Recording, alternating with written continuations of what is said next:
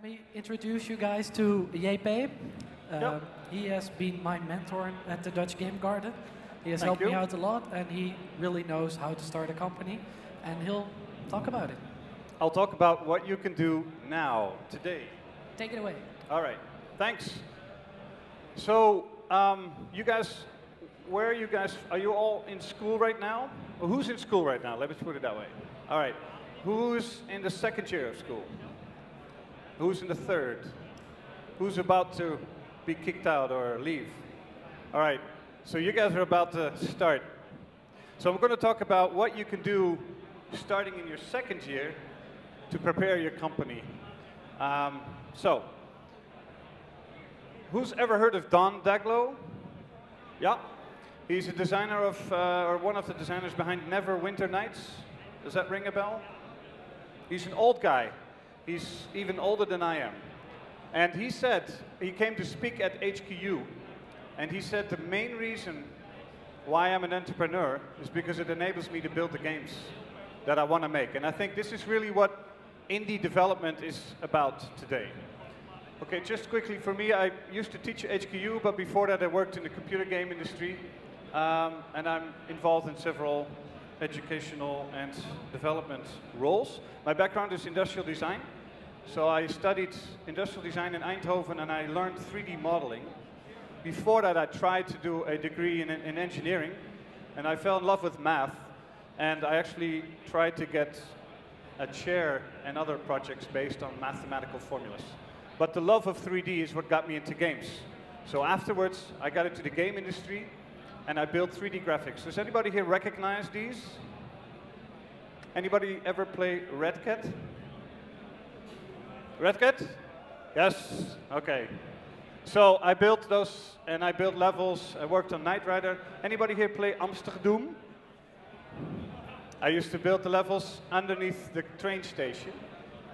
And Red Cat, and I did level design for Knight Rider. Anybody ever play this game? It was not very good. Yes, I know. It's actually why I left the company. Well, not really, but it's the last game I worked on. Afterwards, I worked for a couple of mobile game studios. Anybody here play Phantom Overdrive 3D on Nokia? I know Rami played this game. Yes. All right. And then I worked on My Horse and Me. Anybody know that game? Yes, awful. It's the awesomest game ever. Thank you. Then I joined the Dutch Game Garden, and this is an amazing place. It's 45 companies, of which 12 are in incubation or startups, and it's a big fun place. Who's ever been there? Okay, great. Well, if you haven't, the 7th of May is a network lunch. Martina's going to love me for this, but just contact us and come and check it out. There's a lot of games, a lot of stuff going on. So, lots of companies, lots of fun, and there's a bunch of startups, people who started, and then there's a whole bunch of older and experienced companies. Some of the stories you've heard about are these. Ronimo Games, which is the first incubator I worked with, together with Mona Banda and Force Labs, and Vlambeer, of course, and Fingal, Game of and Reus, and Not One Sleep. These are about to rocket. Is Eric Diepeveen here? No, he's around, I know. Metrico, and the first time at GDC, and in fact, Catch was not, but they should have been, but it was really moving. There's a lot going on. Now, I've been working with these guys. They look like you. They're not much older than you. In fact, Ronimo started working already as a company while they're in school. And today I want to talk to you about what some of these companies did while they were still students to get themselves ready. So, these guys, of course, known from the Blob, by the way, which was their student product, and which with the money that they sold it to a big publisher, and the money they got, they used to fund their studio. Awesomnauts doesn't need a whole lot of explanation. I think most of you know. Does anybody here play Awesomnauts? Yeah? Frequently? Yeah? Awesome. Awesome. Game Oven, Adrian, these guys from Fingal. This was their 4th year graduation project. Fingal was built while they were still in school. In fact, they met while at school. And then Abbey Games, of course. Bas, where are you? There. Look how young they look. This is them. And their game was actually funded by the IBG in Groningen. So just so you know, right? In beheergroep, Stufie, pretty much. Anyway, let's keep that a secret. Great success, lots of fun. Of course, these two guys, I would say they're the Justin Biebers of the of the game industry, but I'm not sure if Rami can hear that. Of course, they don't need much introduction. A lot of fun. But what did these guys do while they were in school? Well, I've looked at this for a while. We've incubated 20 companies. I'm not supposed to call that incubation, but something like startup support. But we've had 20 companies over the years. Some went down, some broke. But there's a few lessons that I've learned from watching them and my colleagues with working with them. And a whole bunch of things I'm going to be giving to you, and if you have any more questions about it, you can come up to me afterwards. So build as many games as you can. Now, if you go to the HQU or the NHTV, you're already building as many games as you can. Anybody here from the NHTV? Yeah? And HQU? Wow, all right. If you don't go to a school where you have lots of projects, like for example, the universities don't tend to build a lot, they make you read a lot, right? And when you build games, you have to do it in your spare time or go to game jams.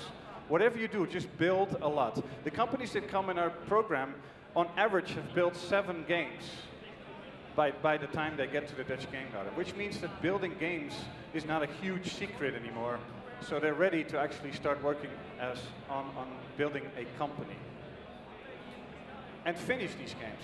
Don't just make prototypes, finish them. And actually publish them. If you can, just get a developer account for iOS or Android or even an online browser-based platform and get your game out. Just try it, just for once. If you graduate and you've done one of those actually on a platform, it'll teach you a lot and it will get you ready for a lot more things that you don't want to have to learn while you get out of school. You can learn them now. Metrics.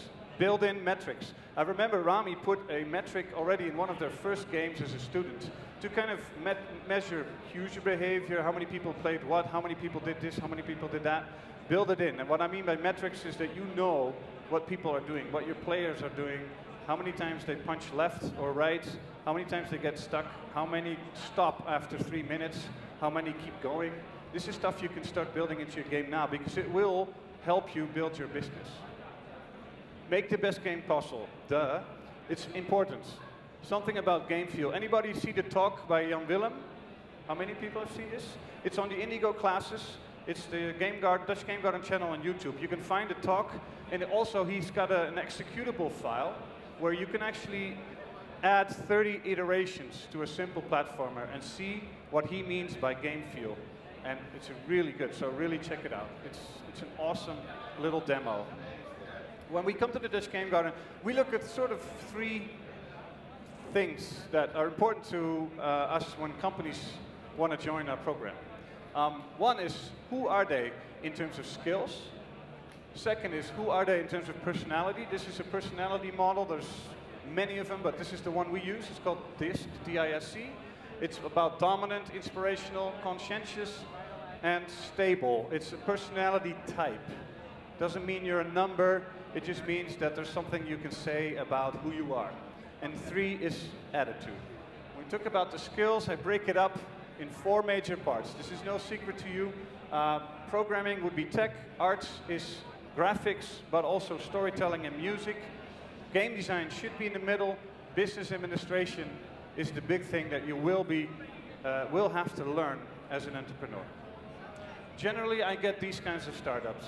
In fact, 80% of the companies that come to our program, they kind of fit like this. At the HQU, this is kind of roughly what people are capable of doing in skills. If there's anybody who's really good in programming, which happens, and also at the HQU, they didn't learn it at the HQU. They already knew how to do it. So generally, this is roughly what I get. Tech school, art, bus. You guys were roughly in this area, right, when you came? I mean, some of you knew graphics, but startups from the University of Utrecht, Informatica, this generally looks like this. All right, business school startup, not a good idea, because they don't know how to build anything. All right, so this is ideal, but it never happens. But you can make it happen. So this is interesting, because you need to think about who am I going to build my team with based on skills, and which skills are we missing to operate right when we start. And it's helpful to look around, not just for people who you happen to know, but maybe consciously look for somebody. Now, there's a big thing about business people. Generally, when you have a creation school, a school of a school of the arts or a programming program, you generally don't know these business people are around. They generally don't go to this kind of a school. Unless you want to become that business person yourself. That's fine too. But just make sure it's a conscious decision. So check this skill. This is kind of my career. I kind of got into through the arts, design, and then moved out, and now I'm sort of on the outside, meaning I'm not in a production team anymore. I just work with startups. Attitude. What's really important is also attitude. There's a lot of people with great skills and with great personalities and talent. But what? They need to be passionate. They need to be team before ego. There's a lot of people who have ego before team. And it becomes a problem. In fact, of the 20 startups that I've worked with, and we have for the last 6 years, 14 of those 20, they changed the founders group. Because they didn't get along, there was egos, there was all sorts of stuff. 14 out of 20. You can do better than that. So think about that. Also think about attitude and about personality. Now the personality thing I didn't get into very deeply, but it has to do with, do you have a balance in different types of persons? Or are you all the same? Are you all sort of quiet and friendly? That's fine. There's nothing wrong with that. But it may be hard for you to step outside and sell your game. On the other hand, if it's 4 really dominant people, then you might always be fighting. So you have to think about that stuff. And if you want to know more about it, read up on the DISC. DISC, it's 4 personality types. It's a really interesting model. But attitude as well. Who is it egotistic? Is it all egos, or is it just people really passionate about games? A little bit of ego is not wrong, but as long as that is not the leading character trait of your group. You need to be finishers. You need to be able to finish something. Starting something is way easier than finishing something. So really, and gunnen, which is a great Dutch word. Gunnen sounds really cool in the game industry. But gunnen means, am I really to also give away to receive?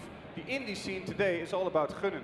In our building, and everybody outside, in terms of indie scene worldwide, is really not afraid to share information and help, which has made the scene of the indie scene so powerful. So really, you need to be able to help others, because you will receive. And you need to be a survivor. You need to not give up. Because if you give up, if you easily give up, maybe you should join the army for a few years first. Maybe not the Dutch army, but the American army or something, I don't know. But, you know, build character or do a sport and try to win. Expectations. Talk about expectations. What do you expect from the company? Where do you want to be in 5 years? Don't avoid these questions. Do them now. Do a business modeling check. This is a canvas. Who's heard of the business model canvas? Very few. If you don't like writing business plans, I don't either, you should check this out. This canvas asks you all the right questions that you need to be able to answer about the business you're about to get into. And you don't have to wait till the 4th year of school. You can do this now. You can do this afternoon. In fact, Matt will explain to you how it works. He knows it from front to back to, and Bas also, because anyway. I'm just giving you out. So business model canvas, check it out. It's free, you can get it online. The book obviously is not free, but this model is very important. VOF. Most of the indies that work in our company, they start as a VOF. Does people know what a VOF is? You've heard of a BV? That's basically a legal entity of business. BV is what most companies are, but a lot of small companies with little money and little revenues start as a VOF.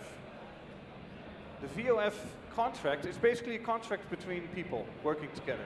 And that's what you have to have when you go to the KVK, the Chamber of Commerce, Kamer van Koophandel. You have to have some kind of document outlining your, the way you're going to work together. Now, the important thing about this document, there's some standard documents online. They're from the Kamer van Koophandel. But in that document, there's nothing about intellectual property. Basically, if you've invented Mickey Mouse, or a game about, I don't know, airplanes called Cool Airplanes, there's nothing in the document about what happens if one of you leaves, who owns it. If 3 of you have built cool airplanes as a concept, and after half a year, one of you gets into a fight with the others and just tired of it and leaves, you all 3 own it. That's tricky, but everybody who's worked on it owns it. So what happens to that one person that leaves? Now, in order to tackle that, because we've seen this go wrong 6 years long, we've added an addendum, and if you want to know about that, it's just a little extra addendum, and it will help. It's something you need to talk through with your team. And it basically already arranges what happens if one of you leaves. Because you know what? You don't always have to leave because you're having a fight. You can also leave because you decided, having my own company is not really what I want to move on. There's lots of companies that change DNA who don't leave in a fight, but it's good to actually talk about what happens to the IP. If the two that want to keep going, if they don't really own the cool airplane IP, you're going to be in their way. So think about that. So if you want to know about this addendum, you can email us or you ask at the booth, and we'll help you see it and read it. So the do-it-yourself PR machine. Today is really the time of do-it-yourself PR. There's lots of small companies today that are really able to reach the market. The biggest problem today is not building cool games. The biggest problem is being discovered worldwide. That's the biggest problem. Publishers used to do that for you, and some of them did that very well, and some of them really sucked at it. Today is really the time to do it yourself, especially if you have more time than money. If you have more money than time, then you have to maybe hire publishers or do other things. But if you have a lot of time, more than money, then this is the time to do it. So how do you do this? Just a few things that I've seen companies like Ronimo or Flambeer or everybody seem to do. Choose a platform, and first of all, this is assuming you have a good game. Choose a platform, screenshots, movie clips, viral movies. Did you guys ever see the viral movies for Fingal? No? Does anybody know what Fingal is, actually? All right. There's great viral movies about boy meets girl because of Fingal, blah, blah, blah. They were made during the last year of school. They went viral on Facebook everywhere, and they actually helped sell the game. Did you realize that Game Oven, the game Fingal, sold for many months in the top 10 iPad games in the US as well. So it's really helped. It's because of these movies. So if your game needs a movie or a trailer, which most of them do, it's really helpful. Websites, important. Have it up and running. You can do this while you're in school, no problem. You don't have to wait. Facebook page. And start listing your favorite journalists and all the sites that write about games. Games that you like and games that are going to be like the games you like and going to build. Make a list, start now, and start building up a relationship. I think one of the powers in the companies in our building is that they really have relationships with press, good relationships. And one article by a good journalist about your game may reach 200,000 people. If you had to pay for that kind of coverage, it would be really expensive. But these journalists are your ticket to the market. Create news. Some of our companies have this internal rule where they have to create news every month. They basically say we have to create news every month. Doesn't matter what it's all about, just that we're our name and our company's in the news. To give you an example, if you're planning to do a kind of game, but you haven't finished it, you can still write about it, and people will start picking up on it. If there's something big going on in the world, I don't know, like, yeah, maybe it's a bad example, but it's just talking about the cool planes. Something happens to a plane, not a negative thing, but a positive thing. Tie in with your game to that news. Let's say the PlayStation 4 comes out. Think of some reason to write about the PlayStation 4 related to your company.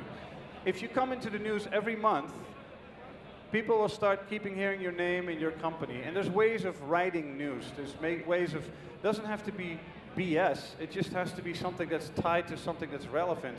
And make sure it is relevant information. But there's always something that is relevant about your company and about your game. Press kit. Anybody hear about Press Kit? It's a tool Rami developed from Flambeer. It helps you kind of organize your press outings. And it's actually being used, I think now by over half of the indies worldwide use it. And it's really helpful. In fact, some journalists prefer that you use it because it's a format that they're used to now. So I would check it out. It's really helpful. So, you know, get journalists to play your game and get them to write about it. Actively generate news and communicate with your audience on social media. Social media is your friend, so learn how to use it. Indie power. The indie scene is a powerful marketing PR tool in itself. It's a community. It's like a big family. If you're part of the family and you have a game that you're posting, all your indie friends worldwide will be sharing it on all sorts of blogs and everything. And it's a really powerful force of getting your game out. Really, what is indie about? I just read this quote last night and I thought, what? Wrap it up? Okay. See, my incubators are telling me to shut up now. Thank you. Friendship, really important, and you're not the only one out there. It really is important. Gun and power. Believe you can do it. Okay, this is all preaching. I'm preaching. Believe it, believe it. Epicon, anybody going to Epicon? This is a little plug here. Plug Epicon, yes? You check it out, in Den Bosch. Great event. This is advertising moment. One more commercial moment. Ooh, it's cosplay, but it's way more. It's cool. It's games. It's ESL. I'm trying to speed up, Bus, I know.